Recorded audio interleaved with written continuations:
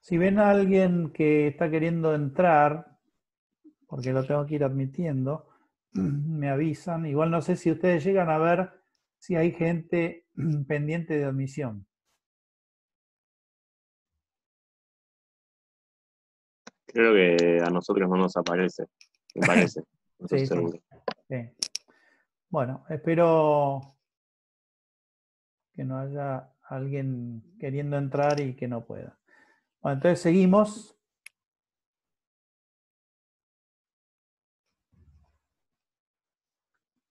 Me permito pasar a explicar directamente la capa de aplicación antes de explicar las capas de sesión y de presentación, porque esto nos va a permitir entender mejor cómo surgen las capas de sesión y de presentación. De hecho, en otras arquitecturas como en TCP/IP, el modelo no incluye estas capas de sesión y de aplicación. ¿Por qué? Porque esto es algo que surge con posterioridad al surgimiento de la Internet. Entonces, la capa de aplicación, por un lado, es la capa en la cual la funcionalidad es la que vive directamente en el proceso aplicativo. Es decir, el proceso aplicativo interactúa con la red a través de una interfaz de servicio que le provee la capa de transporte. Y generalmente, entonces, esa funcionalidad que está implementada en el proceso aplicativo interactúa con el servicio de transporte en red a través de, por ejemplo, funciones de biblioteca que son llamadas al sistema, es decir, system calls. ¿Por qué? Porque al ser la red un recurso compartido, el recurso compartido de red está administrado y controlado por el sistema operativo. Entonces, la capa de aplicación es, digamos, en definitiva, la podemos ver como las funcionalidades que están implementadas en los procesos aplicativos que están corriendo en una computadora, típicamente. ¿Qué tipo de, digamos, de procesos aplicativos podemos tener interactuando en red? Y bueno, ya a esta altura hay muchos servicios que utilizamos y de aplicaciones distribuidas que utilizamos a diario, como ser el correo electrónico, el acceso remoto a base de datos, a aplicaciones distribuidas de todo tipo, el servicio de nombre o de directorio como el DNS, compartir archivos con distintos mecanismos de sharing, transferir archivos, hacer un acceso remoto a un sistema utilizando, por ejemplo, ya prácticamente nadie usa Telnet, pero sí usa el Secure Shell para acceder a un sistema remoto. Bueno, todos esos son servicios aplicativos que viven en definitiva en un proceso aplicativo que está corriendo y ese proceso aplicativo implementa todas las funcionalidades que normalmente se especifican en la capa de aplicación.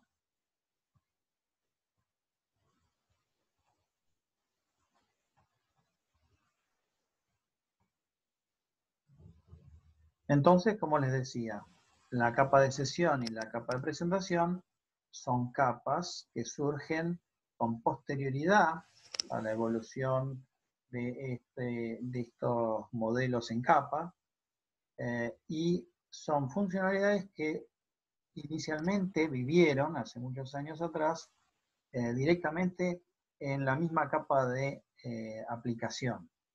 Pero después se entendió que era conveniente, digamos, crear nuevas capas.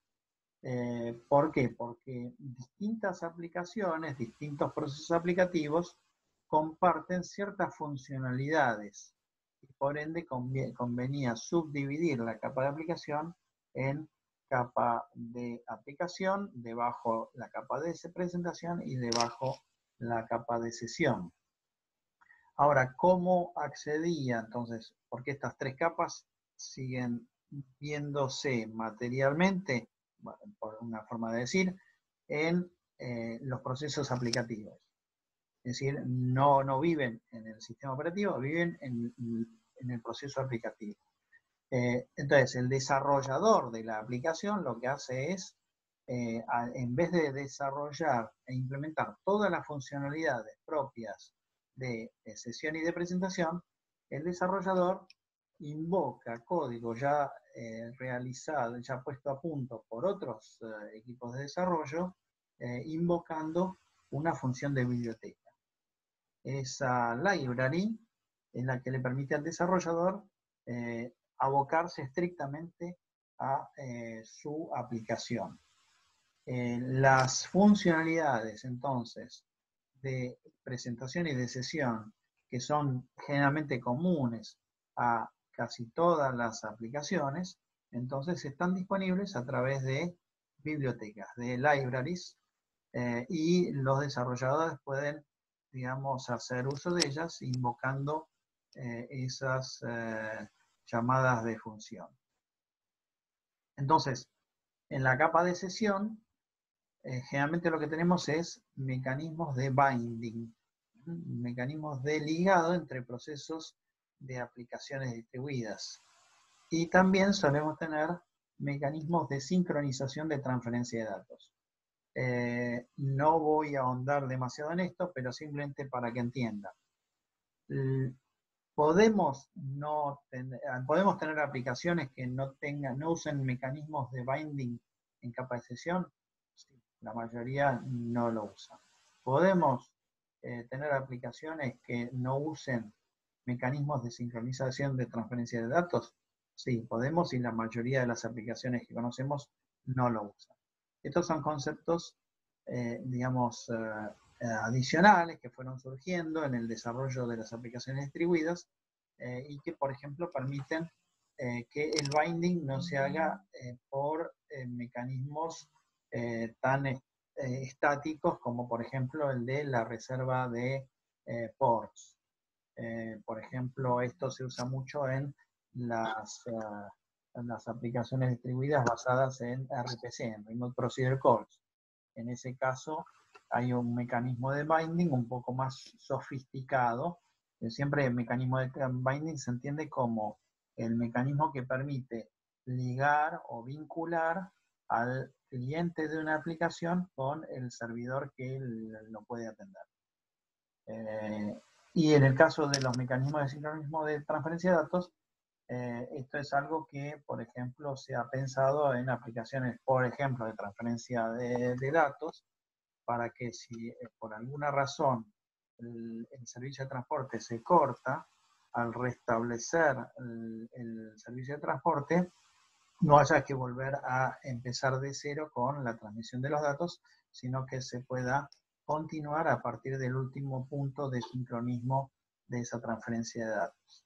Y en algunos protocolos, como los propuestos en arquitectura OSI, se habla de puntos de sincronismo mayor y menor.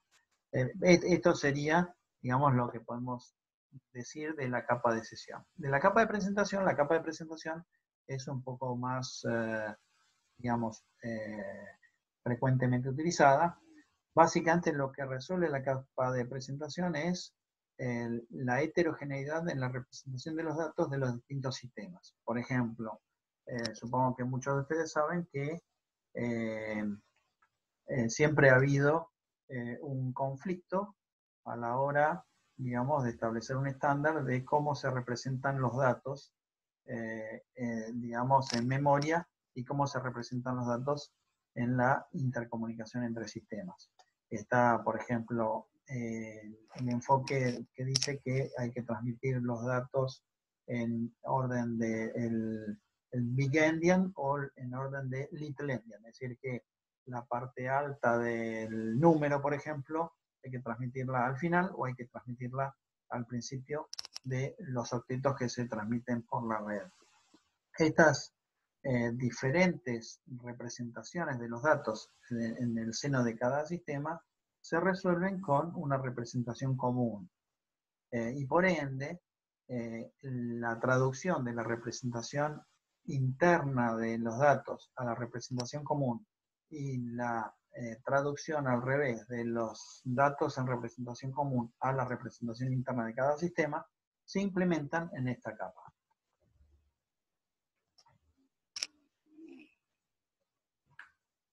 Bueno, como ven, estos temas a veces son un poco aburridos porque son muy teóricos, pero de vez en cuando conviene repasarlos, sobre todo cuando ustedes ya van avanzando y comprendiendo un poco más cómo funcionan las redes y cuáles son los protocolos y los distintos aspectos que hacen al funcionamiento de las redes. Repasar estos conceptos les permite entender que estos conceptos no han sido establecidos caprichosamente, es decir, que hay una lógica detrás de todo esto, no es que simplemente alguien, un burócrata, un día dijo esto lo vamos a organizar de esta manera y se le ocurrió organizarlo en 7 capas, darle un nombre a cada capa y ciertas funcionalidades y punto. No, tiene alguna lógica.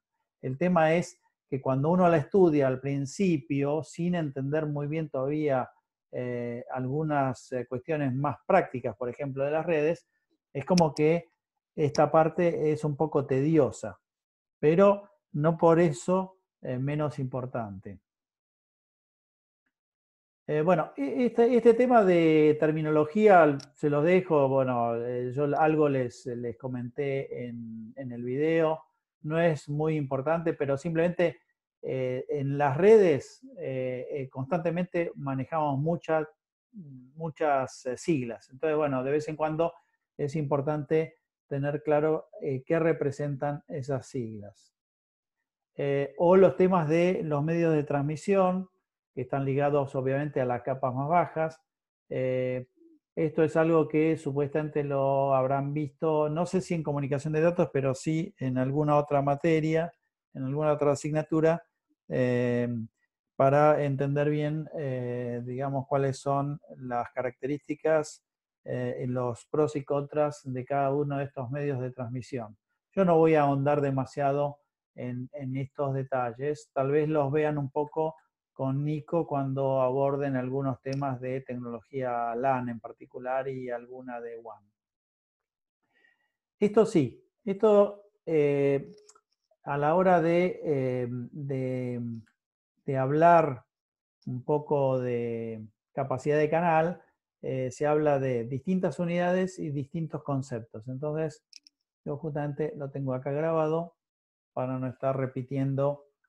En cuanto a la capacidad de canal, que es la capacidad que tiene un canal de comunicación, que se basa en cualquiera de los medios de transmisión que vimos recién, esa capacidad de canal está medida típicamente en información por unidad de tiempo. Ahora, hay distintas métricas utilizadas para reflejar esa capacidad de canal. Por un lado, la que mejor corresponde utilizar es la de throughput, que se mide en bits por segundo. El throughput es el que nos dice exactamente cuál es la capacidad del canal en términos de información por unidad de tiempo que se puede transferir por dicho canal. El bitrate, que también se mide en bits por segundo, en realidad es lo que llamaríamos la velocidad de ráfaga. ¿A qué velocidad podemos transmitir cada una de las PDUs? Pero si, por ejemplo, el protocolo que se está utilizando es un protocolo que no soporta ventana deslizante, por ejemplo, ese bitrate no es la velocidad a la cual podemos transmitir información, sino que vamos a tener que ver cuánto tiempo hay que esperar a recibir la confirmación de los datos transmitidos para efectivamente estar seguros de que esa información llegó del otro lado. Y si no usamos ventana deslizante, no vamos a poder aprovechar todo el ancho de banda del canal, es decir, el bitrate, digamos, que nos brinda el canal, porque va a haber tiempos muertos en los cuales no podremos estar transmitiendo esperando la confirmación de los datos que transferimos. Entonces esa es la gran diferencia entre throughput y bitrate. También hay otra terminología que es lo que llamamos el baud rate y el bandwidth, entonces el ancho de banda. Ancho de banda en realidad se mide en hertz. Si bien hay mucha gente que dice, ¿y qué ancho de banda tiene ese enlace? Y hablan de bits por segundo, pero están hablando en realidad o de bitrate o de throughput y utilizando el término ancho de banda. En realidad ancho de banda, como seguramente ya saben, se mide en hertz y es, digamos, cuál es el espectro de frecuencias que pueden pasar por ese canal. El baud rate en realidad es cuando transmitimos una señal por un determinado canal, la transmitimos usando algún tipo de codificación donde utilizamos alguna combinación de frecuencia, amplitud, fase y por ende la combinación de frecuencia, amplitud, fase para cada una de las señales que emitimos representa lo que llamamos un símbolo. Y, digamos, en función de la cantidad de símbolos que podamos transmitir por ese enlace, tendremos la cantidad de información que podemos transmitir por unidad de tiempo. Generalmente, por ejemplo, si logramos tener 16 símbolos para transmitir información, significa que cada símbolo cuando se transmite representa 4 bits. Entonces, en realidad la diferencia entre el bitrate y el baud rate estará en la cantidad de símbolos y la cantidad de bits que se transmite por cada símbolo. El baud rate entonces es la velocidad medida en términos de símbolos por segundo, no de bits por segundo. Espero que con esto les quede claro un poco la diferencia de concepto entre estos términos.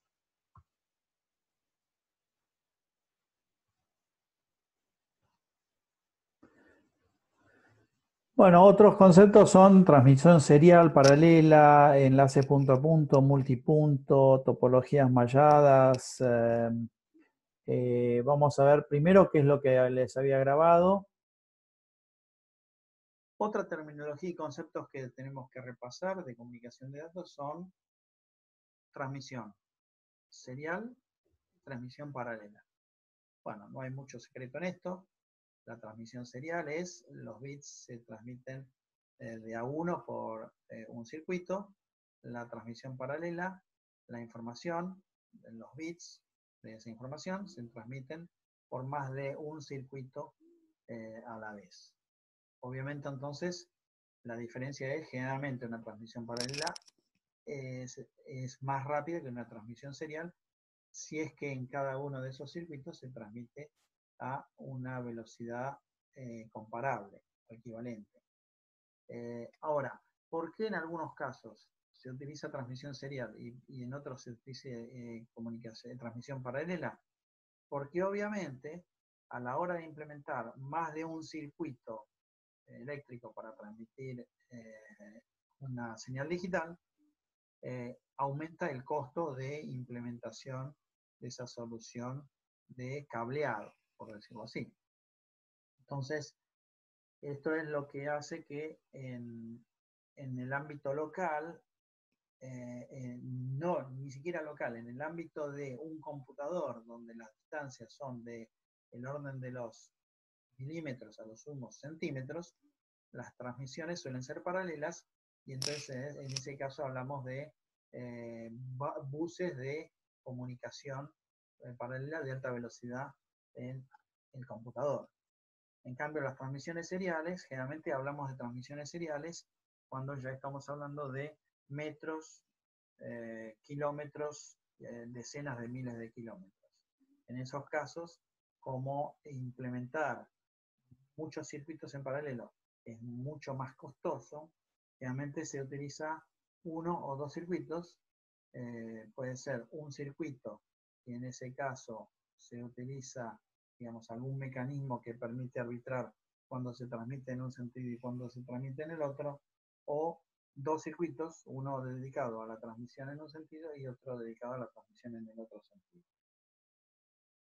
En el caso de los enlaces también, los enlaces pueden ser punto a punto, una topología bastante, digamos, conocida, o multipunto, es decir, que en el mismo enlace físico yo pueda tener más de un punto de acceso a ese enlace.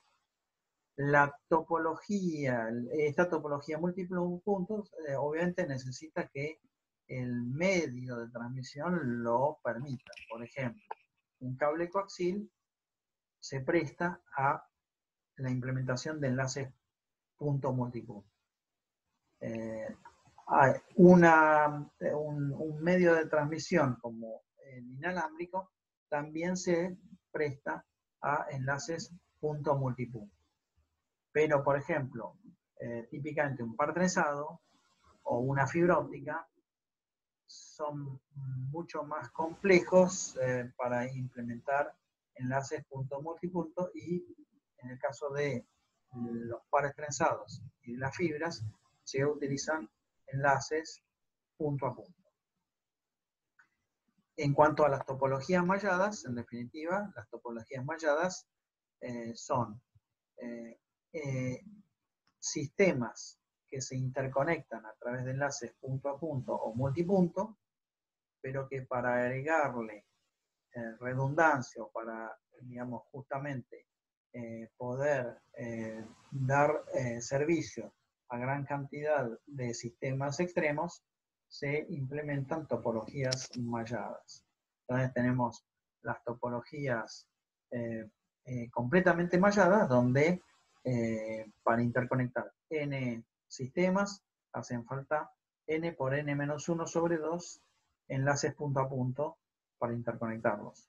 O también podríamos usar topologías como las llamadas bus, anillo y estrella o árbol para interconectar esos n sistemas, digamos, ya sea extremos o sistemas intermediarios. Y también están las topologías parcialmente malladas, partially meshed, es decir, topologías donde en realidad a todos los sistemas extremos y sistemas intermediarios no los interconectamos todos con todos, sino los interconectamos parcialmente para lograr, por un lado, conectividad de cualquier sistema extremo con cualquier otro, digamos, utilizando esos sistemas intermedios, y si hace falta, además agregar alguna redundancia por si alguno de esos enlaces llega a fallar.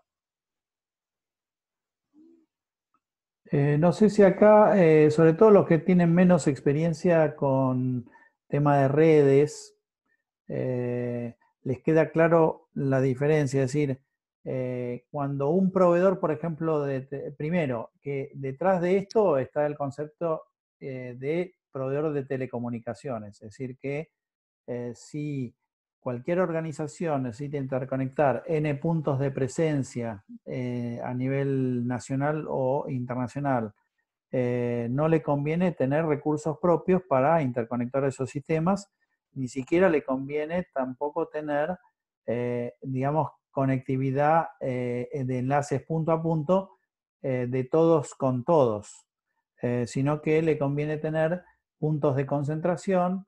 Entonces, formar lo que se llamaría una red de topología parcialmente mallada, como podría ser incluso una topología de hub and spoke, de estrella o de árbol, o una topología parcialmente mallada con algunos caminos redundantes para justamente hacer frente a caída de enlaces troncales importantes. En todo caso, esto lo podemos retomar si alguno lo considera apropiado.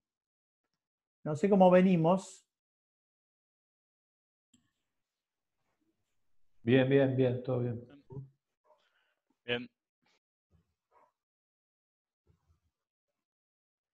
Después, en algún momento les había hablado del tema de transmisión analógica y digital, sobre todo cuando comparábamos las funcionalidades que se implementan en la capa de Data Link, donde generalmente en las viejas tecnologías WAN se hacía mucha detección y corrección de errores porque hay una tasa de un bit error rate importante. Esto, para entenderlo, hay que, digamos, recordar lo siguiente. En una época la transmisión se hacía por en forma analógica por canales analógicos, es decir, por ejemplo, el típico canal telefónico. Entonces se establecía una comunicación telefónica donde lo que tenemos es, por ejemplo, un canal telefónico de un ancho de banda de 4 kHz entre dos puntos. Y en esos dos puntos, gracias a un módem, lo que hacíamos era codificar la información sobre una señal que puede ser transmitida en el ancho de banda de los 4 kHz del canal telefónico, digamos, entonces, esa señal de voz es transmitida a lo largo de toda la red de telefonía conmutada hasta llegar del otro lado. El problema de eso es que para vencer el típico problema de atenuación de las señales con la distancia, en esas redes lo que se hace es se amplifica. Es decir, cada tanto hay una etapa amplificadora. La etapa amplificadora toma la señal que recibe, la amplifica y la reenvía por el otro enlace. El problema de las etapas amplificadoras es que a medida que aumenta la cantidad de etapas, aumenta el ruido amplificado de las primeras etapas. Entonces, cuando la señal llega al otro extremo, en realidad tiene una componente de ruido amplificada por las distintas etapas amplificadoras previas.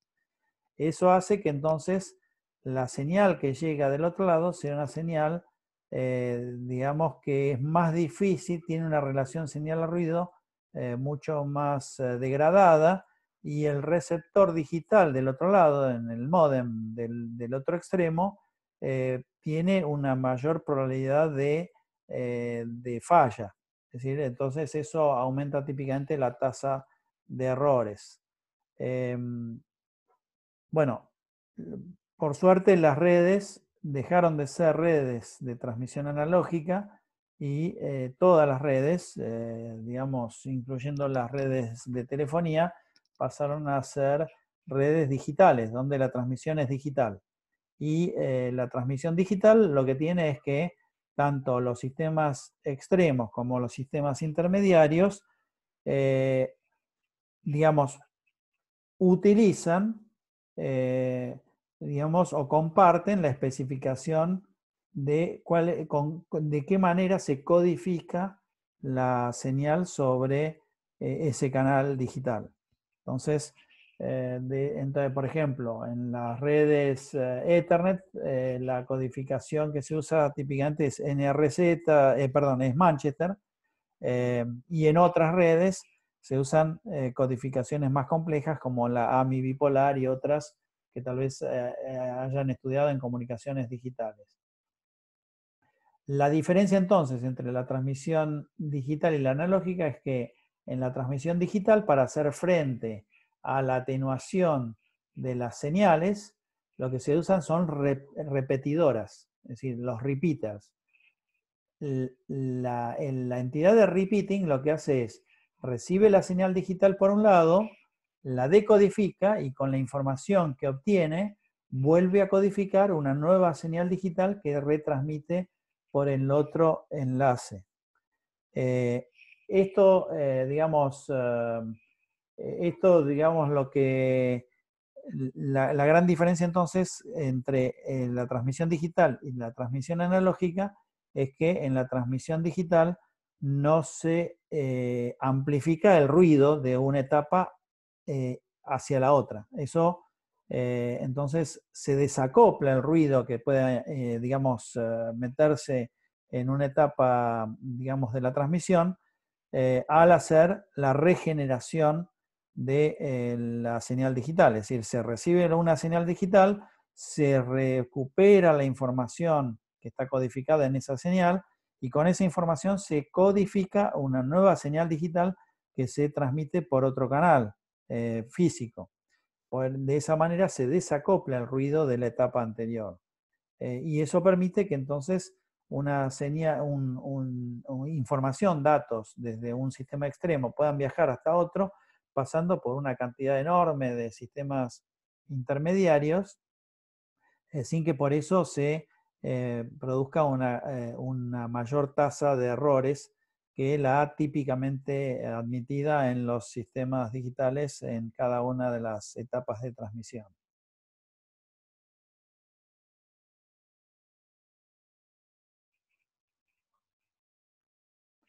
Bueno, transmisión sincrónica, sincrónica, mucho no voy a hablar. Con el advenimiento de las codificaciones de los códigos autosincronizados, por ejemplo, los que se usan en Ethernet, con, digamos, el código Manchester o con otras, en realidad ya no es necesario hablar de esta distinción entre las transmisiones sincrónicas o asincrónicas. Es decir, la idea es cuando en el receptor decodificamos la señal, en las transmisiones sincrónicas hay una señal adicional que se recibe, que es la que permite saber en qué momento hay que muestrar correctamente la señal para estar en el medio del intervalo de bit. En cambio, en la transmisión asincrónica no tenemos esa información y lo único que podemos hacer es confiar en que los clocks de transmisión de un lado y de recepción del otro son bastante parecidos, pero el problema de eso es que entonces la longitud de la trama no puede ser muy grande porque corremos el riesgo de estar empezando a muestrear la señal digital en vez de en el medio del intervalo de bit, en alguno de los dos flancos donde se produce la transición de un bit al otro y por ende ahí se podría producir algún error de detección. Transmisión simplex, half duplex y duplex es cuando el canal es simplex, significa que solo se transmite en un sentido. Cuando es duplex, significa que se transmite en los dos sentidos. Pero si es half duplex, significa que se transmite en los dos sentidos, pero de a uno a la vez. Y habrá que ver qué mecanismo se usa para arbitrar quién transmite en un sentido, en qué momento se transmite en un sentido y en qué momento en el otro.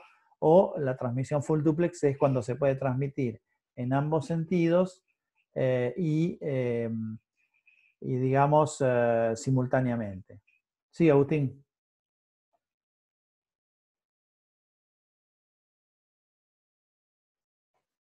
¿Se escucha? Se escucha. Me había quedado una duda de la transmisión analógica y la digital. Sí. Más que nada, ¿cuándo se usa cada una? Porque yo tenía entendido, digamos, que, por ejemplo, el ADSL o la banda ancha, digamos, como se conoce, que ahí sí se usa la transmisión analógica y no sé cuándo se usaría la digital, si es solo para redes internas. Mira, en realidad en todo lo que es DSL, Digital Subscriber Line, que son tecnologías que tratan de aprovechar, digamos, el cableado de última milla, habría que discutir a ver si lo que se está haciendo es transmisión analógica o digital. Lo que se está haciendo es un multiplexado por división de frecuencia en el canal. Cada uno de los canales que es donde se hace el multiplexado por división de frecuencia se usa de una manera diferente.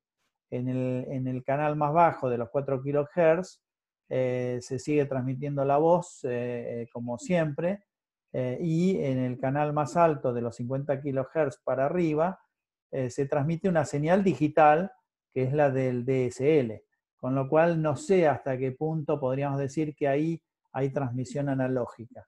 Estamos, digamos, es cierto que en esa última milla estamos haciendo convivir una transmisión analógica con una transmisión digital, pero en realidad los datos se transmiten digitalmente con una codificación y del otro lado, en la oficina, digamos, de la telco, hay un equipo que hace, por un lado, el split y le entrega, digamos, la señal digital que viaja de los 50 kHz para arriba a, digamos, un decodificador que recupera los datos y los envía, digamos, en formato de tramas a través de una red de datos como las que vamos a estudiar.